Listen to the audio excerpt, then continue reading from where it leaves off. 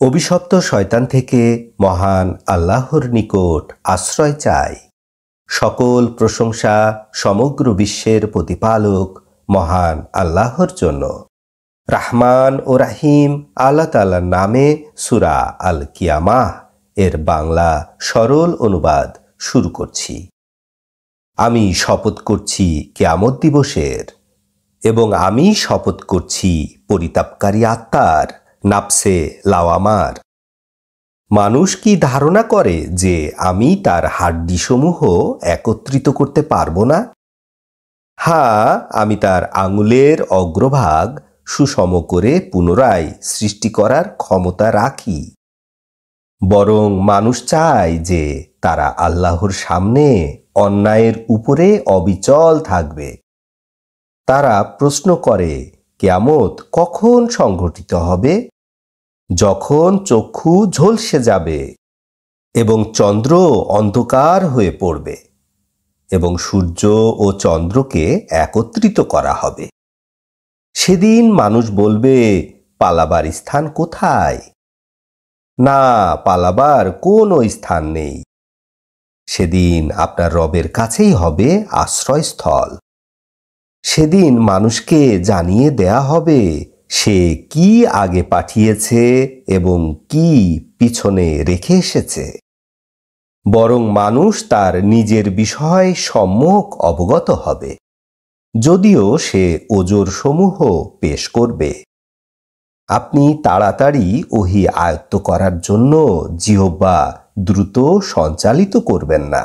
নিশ্চয়ই কোরআন একত্রিত করে দেয়া এবং পড়িয়ে দেয়ার দায়িত্ব আমার উপরে। অতএব আমি যখন উহা নাজিল করি, আপনি জিব্রাইল আমিনের পাঠের পর উহা পাঠ করুন। অতঃপর নিশ্চয়ই উহা ব্যাখ্যা করে দেয়ার দায়িত্ব আমার উপরে।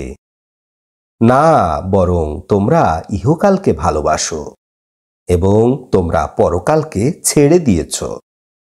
সেদিন কতগুলি চেহারা থাকবে সমুজ্জ্বল, এবং তারা তাদের রবের দিকে দৃষ্টিপাত করবে। সেদিন কতগুলি চেহারা হবে বিশ্রী। সে নিশ্চিত যে তার উপরে চাপানো হবে হাড় ভাঙা বোঝা। না, প্রাণ যখন বক্ষের উপরিভাগে চলে আসে এবং বলা হয়, কে আছে তাকে আরোগ্য দানকারী, এবং সে নিশ্চিত হয় যে নিশ্চয়ই ইহা বিদায়, পায়ের সাথে পা জড়িয়ে যাবে। সেদিন আপনার রবের দিকে সবার গন্তব্যস্থল।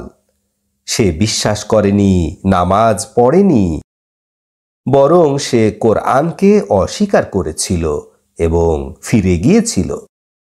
অতঃপর সে অহংকার করতে করতে পরিবারের দিকে চলে গেল।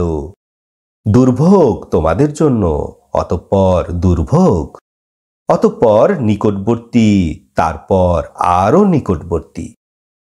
মানুষ কি ধারণা করে যে তাকে নিরর্থক ছেড়ে দেয়া হবে? সে কি নিক্ষিপ্ত বীর্যের শুক্রবিন্দু ছিল না? অতঃপর শুক্রবিন্দুকে জমাট রক্তে পরিণত করেন।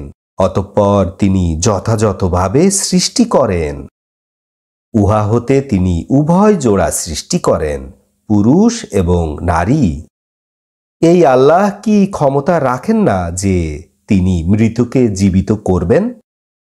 আলহামদুলিল্লাহে রাব্বিল আলামিন।